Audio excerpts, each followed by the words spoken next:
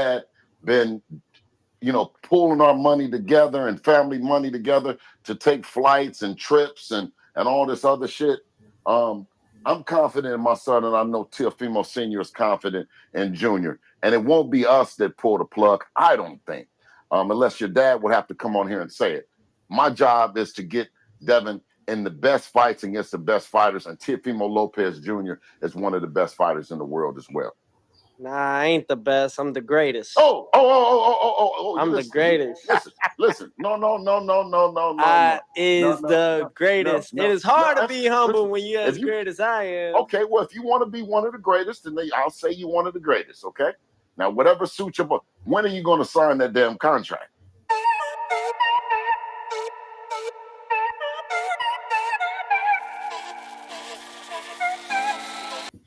What's up, everybody? It is your girl, Jab Queen Boxing, and we are back.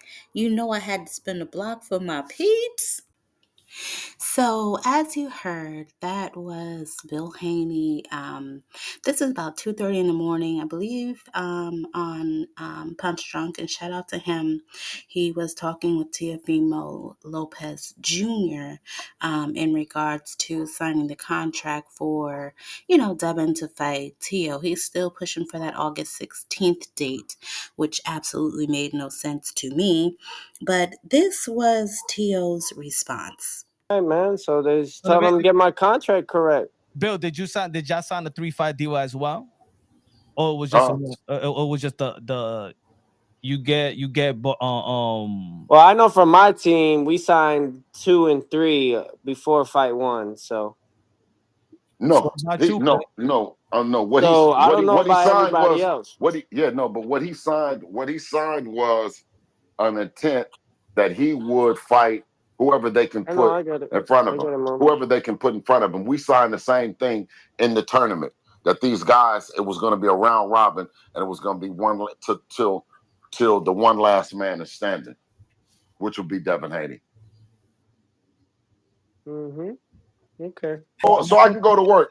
So I can go to work. What he got for boots. So I can All right, so this is how you do it, Bill. You got to contact Keith Connolly and Mike Bure, and then go from there. You just got to contact my team. What should my I tell him? team. What should I tell him? Tell them what happened the fight. That's it. Okay, well, you tell me what happened so I'll know what to tell them. No. Just they'll do it. They know what's right. They just like, your son got you saying and speaking for him. I got my people to speak for me.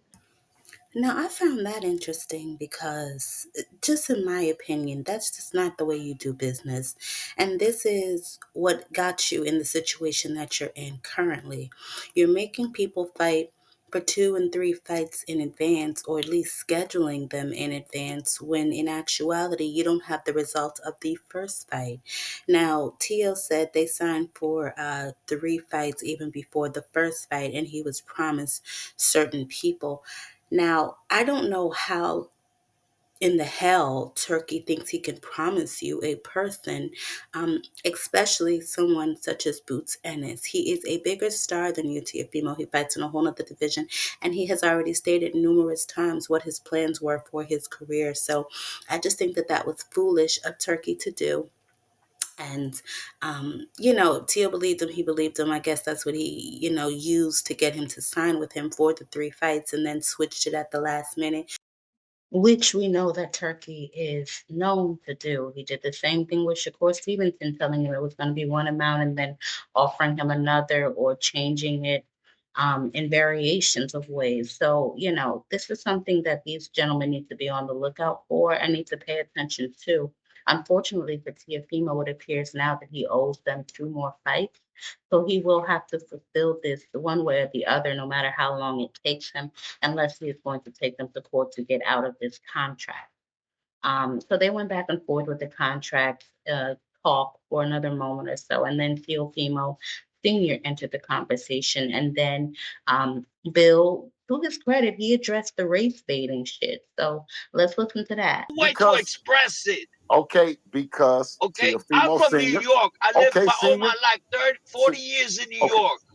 Okay, so Senior, you want to kick the shit? If you have a little kid You have a little kid and he grows up with that mentality. He grows up hearing all my boys coming to my house, like, like 15 or 20 guys for his birthday, or people coming to my house, and they're all Dominicans, they're all Puerto Ricans, and then we say the N word all the time. Yo, what up? Every time they come through my house, they come through the door. Yo, what up?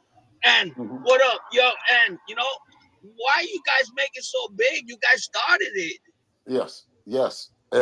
And Senior, we're and not senior. racist, man. You gotta Listen, stop senior. that. Listen. Stay out of the bag of jokes and racism about it, because it makes it racist when you go in the bag to joke with a person to try to offend them, man.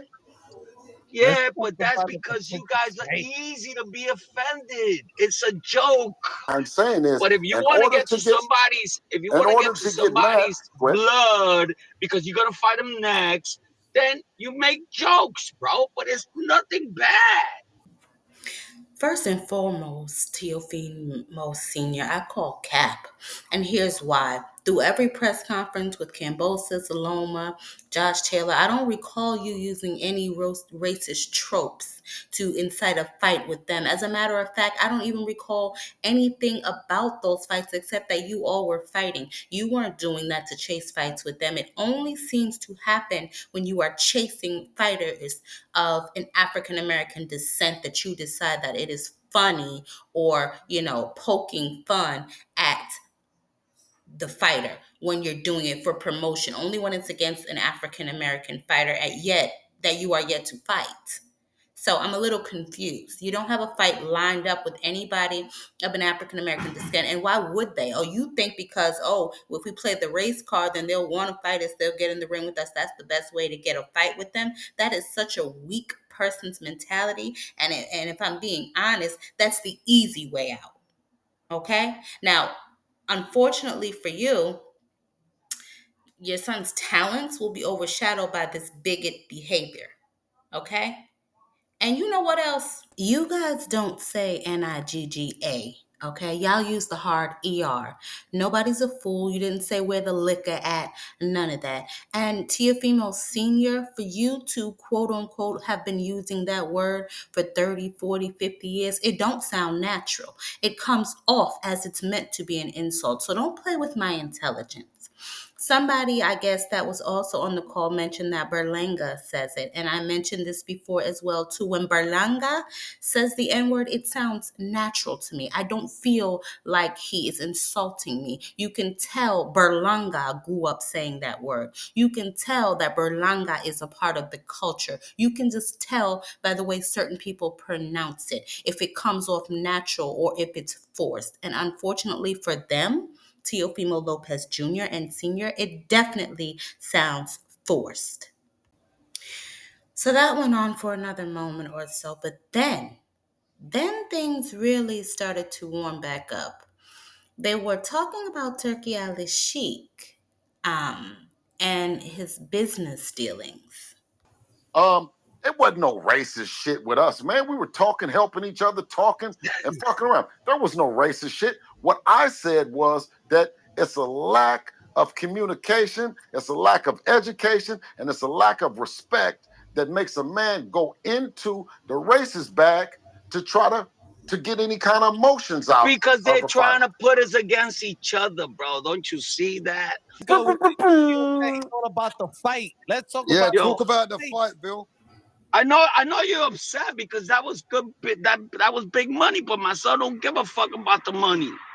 He I gives a know fuck you do. he gives a fuck about the respect and the things that were promised to him that wasn't given to him. What wasn't I given? told. Hold on, I'm gonna No, intercept that this. was I told before him to talk you. to Keith.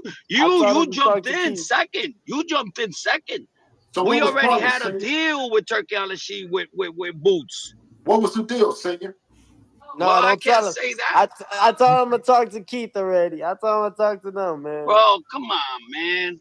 Wait a minute. And Now, then Turkey went back on his word, and that's what fucking hurt my son. Relax. I'm It's not about being scared of your son. Why would we be scared of your son for?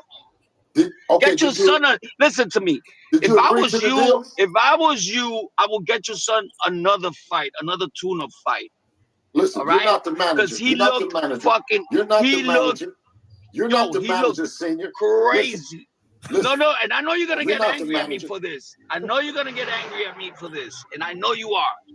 But did you hear what Turkey Alashi said? He Yes, he says said. he's tired of these fucking runners. So listen. So senior, Did senior, you hear that? yes, we're gonna change our style. Okay, please. Now, I don't know what any of that actually has to do with the fight between Teofimo Lopez Jr. and Devin Haney, because one way or another, if they offered you the money to fight him, then go ahead and fight him. And obviously he was trying to insinuate that Devin's going to be running around the ring. I know I joke about Devin and I talk shit about Devin, but he literally did that in one fight, and that was after he fought Ryan Garcia. He usually doesn't run. That's one thing I will say about Devin. Devin does at least try to fight you. You know what I'm saying? Outside of some other guys that are, in his same, I guess, class or division or around his same age, weight, and height. Devin will at least try to fight you. Now, Teofimo, it seems like he was trying every which way to get out of this conversation or to not fight Devin Haney, which is a little odd to me. So I'll ask you, Teo, are you still the takeover? Or was I right? And you're just leftovers?